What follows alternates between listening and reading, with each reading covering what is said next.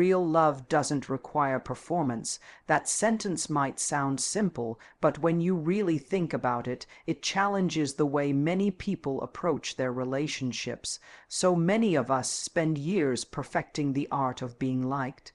We study how to say the right thing, look the right way, respond at the right time.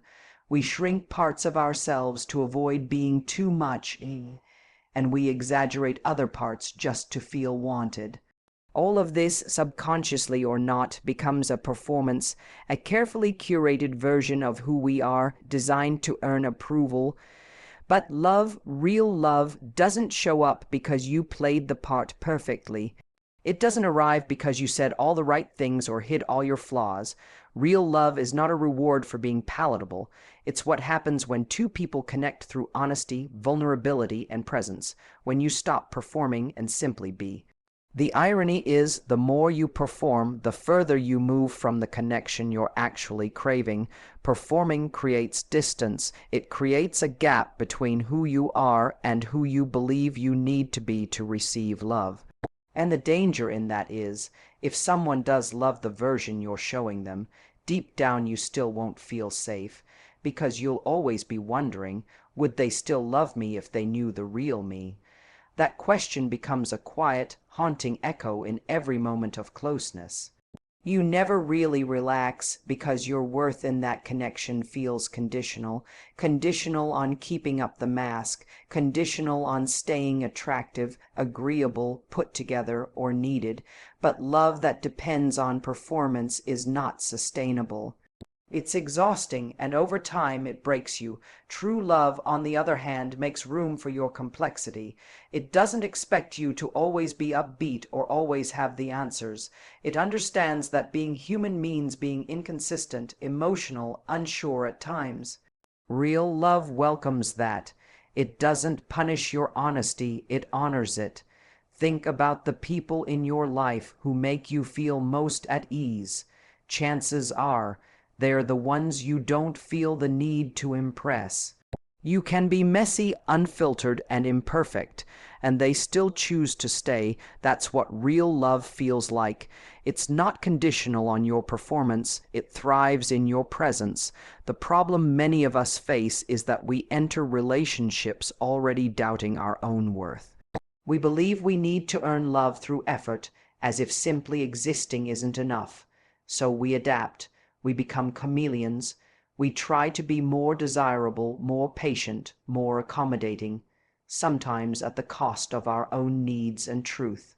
But here's what often gets missed. When you're busy trying to be enough for someone, you're not giving them the opportunity to love the real you. You're giving them a version designed for acceptance, not connection. And that gap between performance and authenticity becomes the breeding ground for insecurity. Every compliment feels like it's aimed at the mask. Every kind gesture is filtered through the fear that if they knew the full story, your fears, your mistakes, your less than perfect days, they might change their mind. That's not love. That's conditional approval dressed up to look like connection. Real love shows up when you do, not the version of you that's trying to please or impress, but the one that's grounded in truth.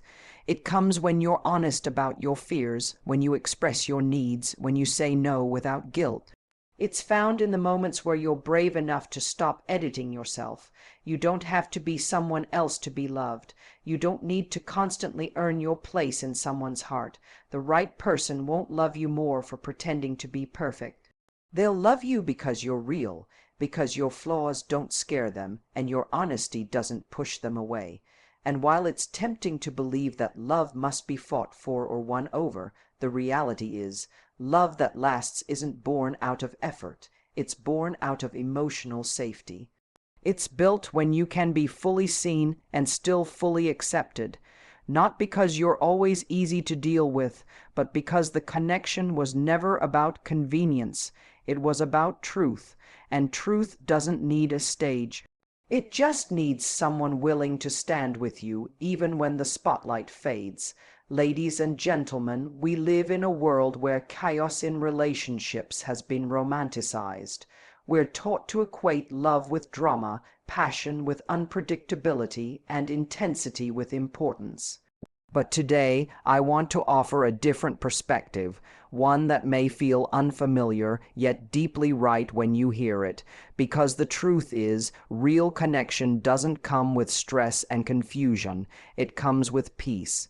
The kind of peace that calms you, anchors you, and reminds you that love isn't supposed to feel like you're constantly being tested. It's supposed to feel like you can finally exhale. Uncertainty is a message, not a challenge. But far too often, we treat it like the opposite. We convince ourselves that if someone seems unsure, it's our job to show them why we're worth choosing. We start explaining, proving, chasing, even when deep down, a part of us knows something doesn't feel stable. Instead of listening to that feeling, we ignore it. We take their hesitation as a puzzle to solve, a wall to break down, or a prize to win. But uncertainty, in its purest form, is communication. It's already giving you information.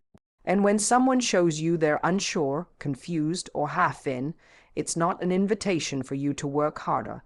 It's a sign for you to pay attention. People who are emotionally available and ready don't keep you guessing. They don't send mixed signals, they show up with clarity, and when someone doesn't, when they hesitate, delay, or go quiet, it's tempting to think, maybe if I give it more time, maybe if I show them how great this could be, maybe they just need a little help seeing it. But in truth, people show you what they're ready for by how they show up.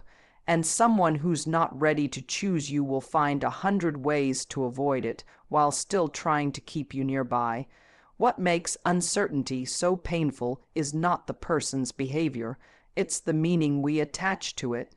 We personalize it. We assume their confusion is a reflection of our value. We ask ourselves, am I not attractive enough, not interesting enough? Did I say something wrong? But their lack of clarity is not your fault. It's not always about something you did or didn't do. Often, it's about where they are emotionally, what they're capable of, or what fears they're still holding onto. And the moment you start trying to fix their uncertainty, you abandon your own emotional safety in the name of hope.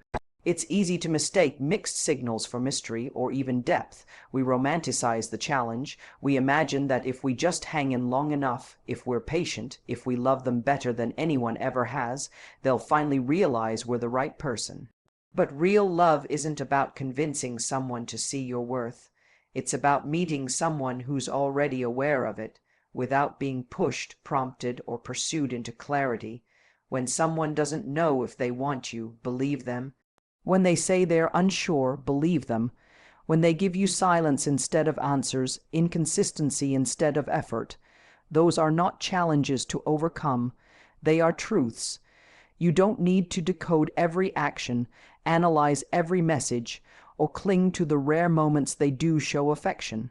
You need to recognize that certainty doesn't hide, it doesn't waver, and it doesn't leave you feeling confused. A relationship built on clarity feels grounding. It doesn't make you anxious or second. Guess every move. You don't have to walk on eggshells. You don't have to overthink a simple conversation. But when someone is uncertain, you start living in reaction to their moods. You start adjusting yourself to avoid losing them. And in doing that, you gradually lose yourself. It takes strength to accept that someone's uncertainty might mean the relationship isn't meant for you. It takes courage to stop chasing what could be and to accept what is. But that kind of clarity, choosing not to wait for someone who isn't ready, protects your peace in the long run. Because here's the truth. The person who's right for you won't put you in a position where you have to question where you stand. So often we confuse potential with partnership.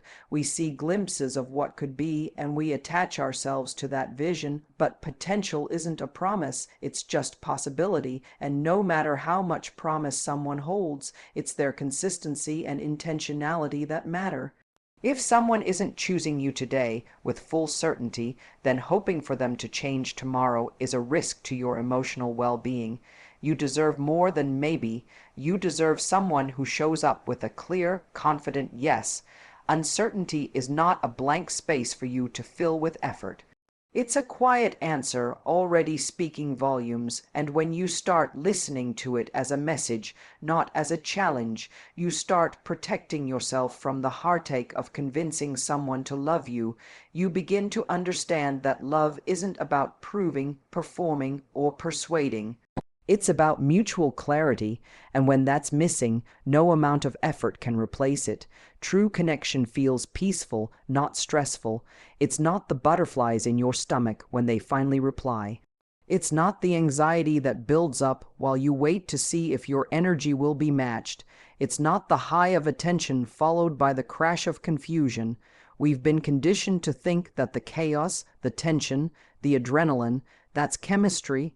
That's passion, that's love, but often what we call chemistry is just a nervous system responding to inconsistency, and what we mistake for intensity is really instability.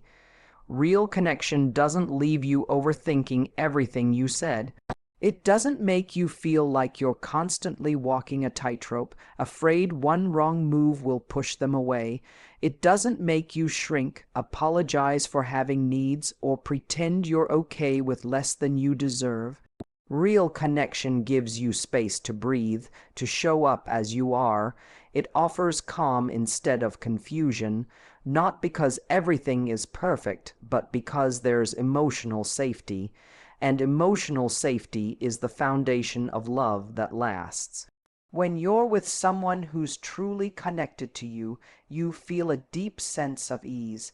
It's not boring, it's grounding. There's a rhythm to the way they show up. You don't have to guess how they feel or chase them for reassurance. You don't wonder whether you're being too much or not enough. You just know, they're present, they care, that even if things get messy, you're both willing to figure it out together. That's what peace looks like in love. Not silence, not perfection, but presence and mutual commitment.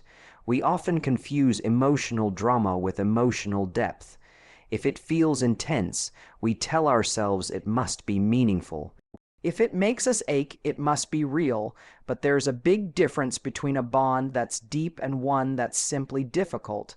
When love constantly leaves you uncertain, anxious, or exhausted, it's not a connection. It's a pattern. And that pattern usually comes from trying to heal something from your past through someone who keeps wounding you in the same way. But a true connection doesn't mimic your old pain. It helps you move beyond it. It doesn't trigger your abandonment wounds. It soothes them.